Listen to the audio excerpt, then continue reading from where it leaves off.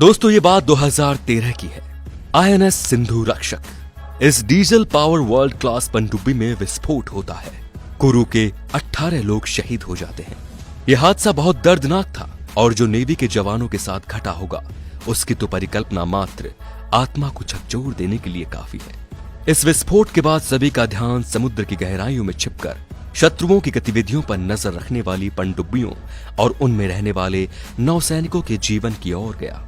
आज का हमारा ये वीडियो पनडुब्बी में रहने वाले सैनिकों की जिंदगी पर, उनकी लाइफ कैसी होती है और किन किन समस्याओं का सामना करना होता है उन पर है। तो चलिए आगे बढ़ते हैं और जानते हैं इसके बारे में विस्तार से। नौसैनिकों का जीवन इतना आसान नहीं होता। इनके परिवार वाले बताते हैं कि इनकी जिंदगी बहुत कठिन होती है। जब वो किसी मिशन पर जाते हैं तो ये मिशन 20 या 30 दिन के होते हैं और कभी कभी तो 45 दिन तक वो लगातार काम करते हैं। परिवार वालों को बस इतना पता होता है कि वो ड्यूटी पर है। इससे ज्यादा और कोई जानकारी उनके पास नहीं होती। परिवार वालों को तो ये भी नहीं पता होता कि वो कितने दिन के लिए और कहां जा रहे हैं और कब वापस आएंगे। उनके अभियान की जानकारी सिर्फ नौसेना के मुख्यालय को होती है। नौसैनिक अपने परिवार से दूर पानी के बीच रहते हैं।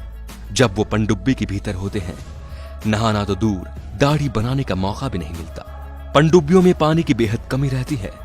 नौसैनिक अगर 30 दिन के लिए पनडुब्बी में है तो उन्हें मुश्किल से 3 बार नहाने का मौका मिलता है, और वो भी सबकी सहमति के बाद, क्योंकि हर नौसैनिक को प्रतिदिन 3-4 मग पानी मिलता है। ब्लेड जैसी चीजें इस्तेमाल करना सख्त मना है, इसलिए जितने भी दिन वो पानी के अंदर हैं उन्हें बिना दाढ़ी बनाए ही रहना पड़ता है। उन्हें पहनने के लिए ऐसे कपड़े दिए जाते हैं जिन्हें वो लगातार 3-4 दिनों तक पहनते हैं और फिर उसे फेंक दिया जाता है। खाने के लिए बिना तड़के की दाल और रोटी और चावल, बेहद कम मसाले वाली सब्जी दी जाती है। पनडुब्बी में खाने का सामान बेहद सीमित होता है। अगर ताजा खाना न हो तो उनके पास पहले से टिन में पैक भोजन होता है जिसे कभी भी इस्तेमाल किया जा सकता है। खाना बनाते समय इस बात का ध्यान रखा जाता है कि ज्यादा धुआं न उठे, इसीलिए खासतौर से सादा खाना बनाया जाता है। दाल में छौंका इसलिए नहीं लगाया जाता क्योंकि अगर छौंका लगा तो धुआं उठेगा और शारीरिक कष्ट।